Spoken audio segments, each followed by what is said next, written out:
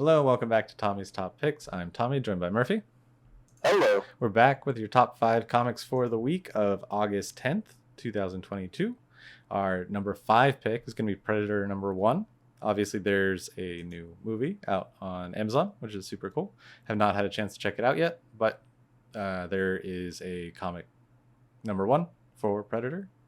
So what I thought was interesting is it was actually supposed to come out back last July in 2021, but was seemingly pushed back. One, probably to coincide with the movie, but two, it was also during the time of the paper shortages were getting really bad, so all of the publishers were paring back on books, even ones that they had just started, they just stopped. Like Nonstop Spiderman was one of those, and then months later it came back, right? Yeah. And then there were books that were supposed to come out that they just pushed. So it had to have been because of the movie, just because of the fact that like the Alien comic came out, somewhat around that time. It was pretty much about that time, about a year ago, a year and a half ago.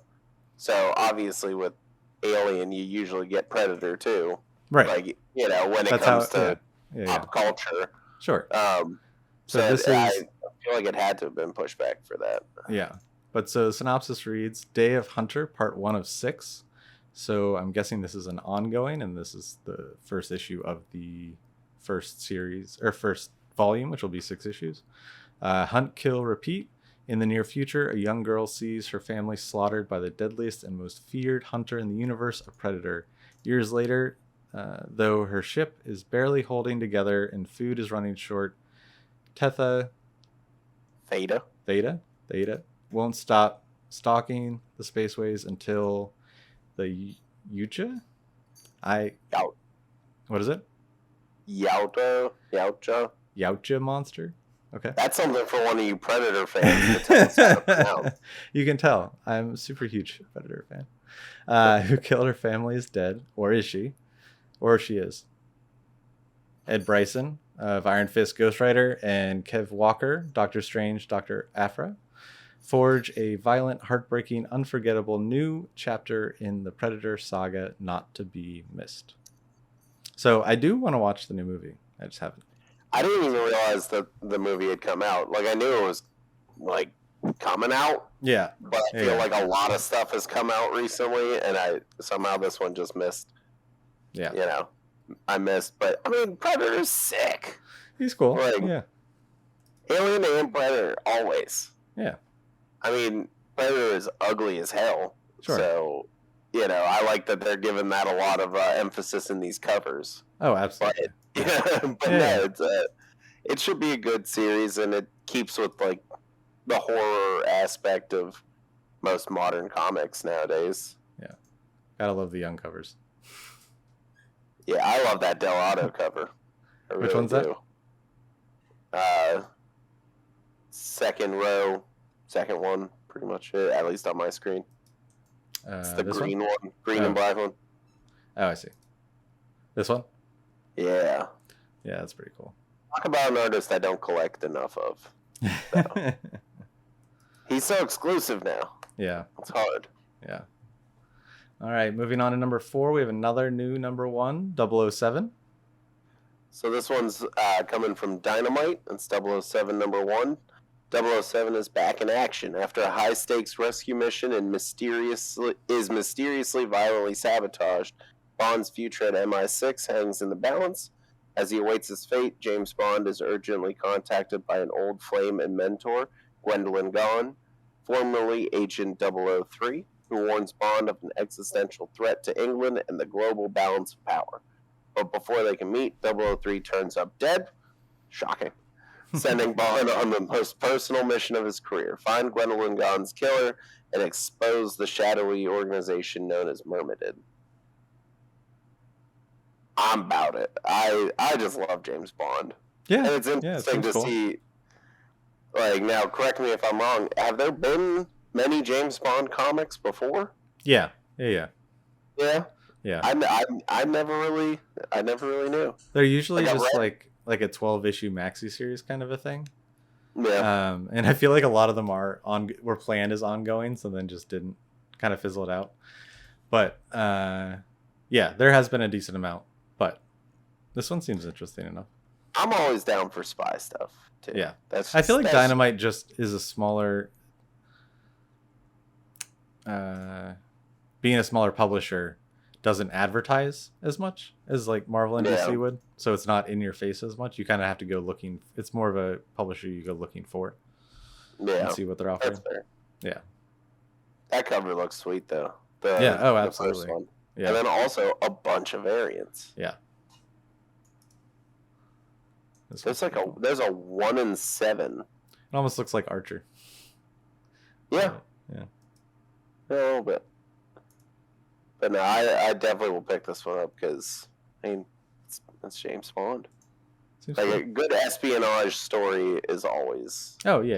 It's always fun. Cool by me. Moving on to number 3, we have Love Everlasting #1 from Tom King. Image number 1. Another week, a new Image number 1. Hell yes. Joan Peterson discovers that she is trapped in an endless, terrifying cycle of romance, a problem to be solved, a man to marry, and every time she falls in love, she's torn from her world and thrust into another teary saga. Her bloody journey to freedom and revelation starts in this breathtaking, groundbreaking first issue. From Superstar award-winning creators Tom King and Elsa Chartier comes a new ongoing series in the tradition of Sandman and Saga. So, Tom King doing his own ongoing, which is exciting. I did pass up Phantom of the Attic was giving away free posters for this. Oh, really? Yeah. It was like the poster was seemingly the girl from the cover. Yeah. But with like a shotgun covered in blood. Oh, so I think it'll be interesting. Plus, like, you know, I think Tom King needs to be away from the major people, like the major companies. Yeah. I'm super interested. I like what he does. Yeah. Just like it didn't work with Batman, but I think like Strange Adventures was good, which is kind of him getting away from like the normal mainstream DC. Right. When he can just kind of do his own thing. Yeah, he kind of gets to do his own thing. So I'm definitely interested to see, him actually getting an Image book. Oh yeah. Do we know how many issues it's going to be? No, it's going to be an ongoing series. Oh, it's ongoing. In the tradition of Sandman and Saga. Oh, yeah, that's fair. Yeah. So does that mean that there will be large gaps in between runs? Yeah, we get number 1, 2, 3, and then 2 Wait years a couple. later. Yeah. Could be. We'll see. Interesting to watch. Number 2, Amazing Spider-Man #7. So this one, obviously, my choice. So Norman Osborn is back, but what does he have planned for Spider-Man? One of the biggest Spidey status quos changes in years is here. I feel like they say that every. They say it a lot. I will say they say it a lot. Yeah. But so seemingly he's going to be like working for Oscorp or like with Norman Osborn, which they've kind of done since Norman's Good now. Right. But like he's got like an Oscorp suit. That's what the new suit is. Right. So I guess like we still don't know what happened like 6 months ago in Spider-Man. No. Like yeah. Even now 7 issues in, we don't know anything. It'd be nice to start knowing stuff. Yeah. Norman before, like in I think it was like issue 1 or 2, he pops up for a second just to talk to Peter about how he's around. There's a Predator cover. Yeah, I saw the Predator cover. But no, so this one I'm excited for, especially because the issue 900, it was like a one-off. Yeah.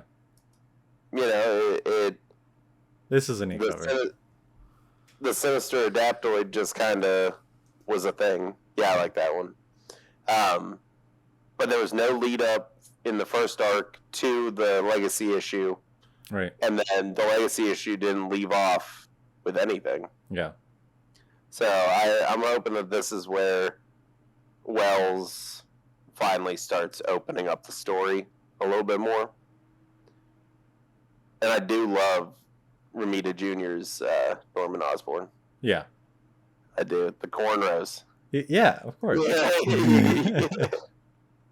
Like, yeah, so this one's going to be exciting. I'm definitely getting at least 2 of the covers. The Gleason design variants always. I just love design variants. Yeah. Cool. But there's some other sick ones too. Yeah. Yeah, I was showing them off. Let's see. I like the Mayhew again. Yeah. That again. I don't know. I'm probably gonna do it, but I don't want to do it. But leading us to our number 1, the Sandman number 1. So this is a reprinting of number 1. It's a special edition. So a group of magic invoking men seeking immortality use a spell to capture death, but instead they get her younger brother Dream. This leads to 70 years, keeping him entrapped. The world suffers greatly from these years without sleep or with unwaking sleep. But finally, after 70 years, Dream escapes and he's looking for revenge. So, obviously, the Netflix show just dropped. These, like, if you look at the Invincible and other reprints of number 1s that have gotten TV shows, they tend to age well, but also this is just very fun and an excuse to bring up the show because my wife and I have been watching it and have been enjoying it very much. That's probably tomorrow's agenda for me. Yeah, basically we watched the first 3 episodes in a row and then waited a couple days, watched the 4th, and decided we kind of want to take our time because we could just blast through it, but we don't want to. Because then it'll be over, which will be sad. But because I remember following this like back in there were inklings of it back in 2016 of initial casting and stuff, and it's finally here. Yeah, so, I love Neil Gaiman. Absolutely, love him, and I even did at one point. I took that master class that he did. Have you seen those, the master classes? Mm-mm. The ads for them. So basically, you pay like $80, and it's like Sam Jackson teaches acting. That's cool. Neil Gaiman teaches storytelling. That's cool. So I took that one, and at one point though, he breaks down creating Sandman and how writing a story into comic book form and things like that. And I just loved the series ever since. So very cool. I'm definitely real pumped to pick this up. I mean, I've read Sandman number 1, but screw it, might as well read it again. Yeah, and then definitely watch the show soon. Yeah, I haven't read the series in a couple of years, so I might go back and give it a reread once we finish. And there's a lot of stuff now too. There's the whole Sandman universe now. Yeah, there's a whole bunch of different. Didn't Tynion just do one? Yeah, he did. Yeah, so I mean, they've if you want to dive deep into, if you're enjoying the show and you want to dive deep into the Sandman universe, there's a lot more books than just the original Sandman that you can read and learn about new characters, old characters, or pre-existing characters. It's a cool space. I have not dived as deep as I would want to in that universe, just because other universes have been pulling me. Specifically Star Wars recently, which has been a lot of fun. Yeah. Almost done with that 2015 series. Then I'll move on to the reboot in 2020. I think I'm at issue 60 or something, so I have 15 left. So the only thing I can say about the reboot is that once they start those events, dude, it gets bad. Ah, man, they didn't even give me a month before the second event. I'm like, oh. It's a lot of books. Yeah. It's a lot of books. Yeah. But so Sandman, I think, is definitely going to be a great one to pick up. Even, if you've read it, you've watched the show, any of that, just speculation. Yeah, oh, absolutely. Like Tommy had said, is just, these reprints of huge shows now, because it's Netflix. They're gonna Right. do more. Yeah. They're gonna pump a bunch of money into making this show. Maybe they'll take some of the books from the other stories. Yeah, I mean, if they can do it, I'm assuming they have the rights to all of it. Or they have some kind of deal. Yeah, they have to have access to it. So I think it'll be a good speculator's item on top of being a good, collector's item. Absolutely. Cool. Well, anything else before we wrap up? No, I did have one honorable mention. Okay. Actually, though, let me find it real quick. It's the where is it? The X-Men Legends #1. So it takes place before Giant Size X-Men. Oh, interesting. Yeah, so it's like before Storm, Wolverine, Colossus, Nightcrawler, like people like that are in the team. So I think it's going to be telling some interesting stories. Very cool. Just a little fun side thing. Oh yeah. Yeah, leave it to X-Men to put a whole bunch more stuff. Yeah, and basically the last couple lines of the synopsis say, face front true believers, these are the missing links you've been looking for. Yeah. I think it's gonna be pretty cool. Just as a, like I said, honorable mention. Absolutely. The Wolverine Hulk cover is pretty cool. I don't know why they add jumping in front of it. All right. Well, cool. That's all I've got for the week. All right. So we will catch you guys next week with next week's top 5. If you enjoy the stuff we're doing, don't forget to subscribe, hit the like button. And if you want to have straight up discussions with us about comics or Flesh and Blood or anything else we talk about in the Discord, there's a Patreon link below. You can get in for, I think, as low as there's still spots for $1, and you can come in, talk to us, hang out, chat about comics. What are you reading? Help grow this community. Yeah. So until next week, we'll catch you guys later. See ya.